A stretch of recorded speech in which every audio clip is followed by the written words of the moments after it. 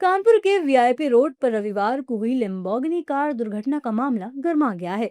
देर रात पुलिस ने अज्ञात चालक के खिलाफ एफआईआर दर्ज की थी, जबकि सोमवार सुबह ग्वालटोली थाने में खड़ी लैम्बोर्गिनी को सीज कर दिया गया।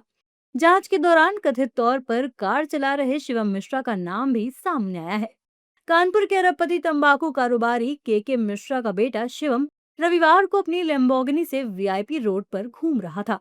रेवसरी मॉल के पास अचानक कार अनियंत्रित हो गई और पहले ई रिक्शा, फिर बाइक सवार और एक राहगीर को टक्कर मार दी। इसके बाद कार सड़क किनारे खंबे से जा टकराई। वहीं अब शिवम के पिता के मिश्रा ने बेटे के बचाव में सफाई भी दी है। साथ ही इस हादसे में घायल प्रत्यक्षदर्शी ने क्या कुछ कहा, सुनिए। उस गाड़ी में ड्राइवर और शिवम दो लोग थे। मैं नहीं था वहाँ पे, मुझे नहीं मालूम। ये जांच का विषय है। गाड़ी लैम्बोर्गिनी कुछ उसमें खराबी हो गई थी। जिस दिन ये घटना घटी है उसके एक दिन पहले मिस्त्री बाहर से आके उसने गाड़ी को कुछ ठीक किया, जो भी उसमें टेक्निकल प्रॉब्लम थी। उसके बाद में दूसरे दिन शिवम और ड्राइवर दो आदमी उस गाड़ी को टेस्टिंग के लिए ले गए कि भाई दिन में देखे। आप बाद में प्रश्न करिए, मैं अपनी बात खत्म करूँ। वो उसको गाड़ी को टेस्ट के लिए ले गए, सिविल लाइंस तक ले गए। सिविल लाइंस से लेके वो धीरे वापस आ रहे थे। उसी बीच में जहाँ ये घटना घटित हुई है उसके पास, जब घटना घटित हुई है उसके पहले शिवम को कुछ झपकी आने लगी। ऐसा ड्राइवर को सोचने लगा कि इनको हुआ क्या, झपकी ऐसी लगने लगी। तो उन्होंने उसके एक हाथ छोड़ के शिवम के पीछे हाथ लगाया और साथ में ही सुनिए, साथ में ही गाड़ी स्लो हो गई। गाड़ी स्लो होने के बाद में ब्रेक मारा उसने। तब तक एक टेम्पो वाला आ गया, उसने साइड से टक्कर मारी। गाड़ी लेफ्ट साइड रुकी, इन्होंने ब्रेक मारा, गाड़ी ब्रेक से रुक गई।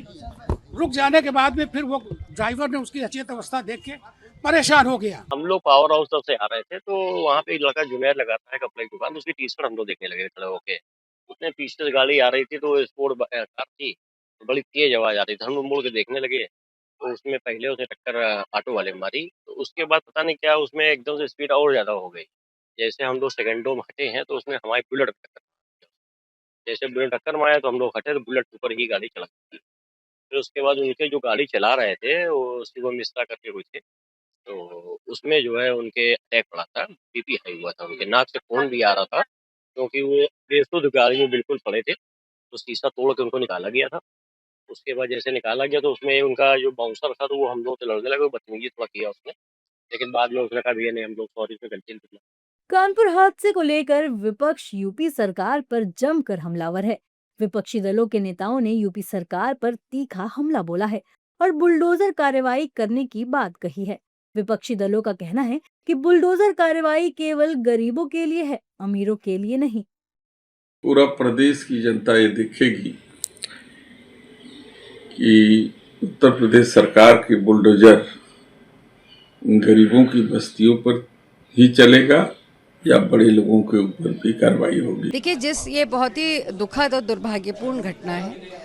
जिस तरह से लगातार ये घटना सामने आ रही है, इस तरह की कई घटनाएं जहां पे तेज गति की गाड़ियां पेडेस्ट्रियंस को और एक्सीडेंट कर रही हैं।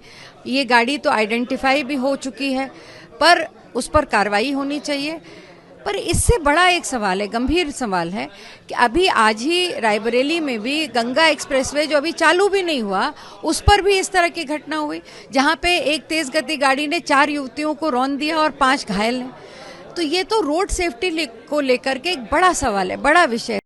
हालांकि बीजेपी नेताओं का कहना है कि यूपी में कानून सभी के लिए समान है। कानपुर हादसे को लेकर बीजेपी नेताओं ने कहा कि ये जांच का विषय है, जांच चल रही है, जो भी दोषी होगा उसके खिलाफ कार्रवाई की जाएगी। देखिएगा, ये जांच का विषय रहता है, क्योंकि कानपुर का मामला है। मुझे इतनी जानकारी भी नहीं है, लेकिन आप ये निश्चित मानिएगा, हमारे लॉ एंड ऑर्डर जो उत्तर प्रदेश में चल रहा है, योगी जी के नेतृत्व में को कभी देखने को आपको नहीं मिला है। वो आपको फिर आप लॉ एंड ऑर्डर के हिसाब से। एक्सीडेंट हुआ है, एक मोटरसाइकिल से एक लैम्बोर्गिनी गाड़ी से एक्सीडेंट हुआ है, जिसमें 6 लोग घायल हुए हैं, लेकिन 5 लोगों के खरोच आई है। एक के व्यक्ति के शरीर में कुछ चोट आई है, उसको हॉस्पिटल में भर्ती कर दिया गया है और जो भी दोषी हैं उनके खिलाफ एफआईआर कर लिया गया है, उनके खिलाफ कड़ी कार्रवाई की जा रही है। बता दें कि पुलिस ने इस मामले में कई धाराओं में केस दर्ज किया है। कानूनी विशेषज्ञों के अनुसार इन सभी धाराओं में अधिकतम सजा 7 साल से कम है, इसलिए तत्काल गिरफ्तारी संभव नहीं है। वहीं मामले में लापरवाही के आरोपों के चलते पुलिस कमिश्नर ने ग्वालटोली थाने के एसएचओ संतोष कुमार गौड़ को तत्काल प्रभाव से लाइन हाजिर कर दिया है। पुलिस मामले की जांच कर रही है।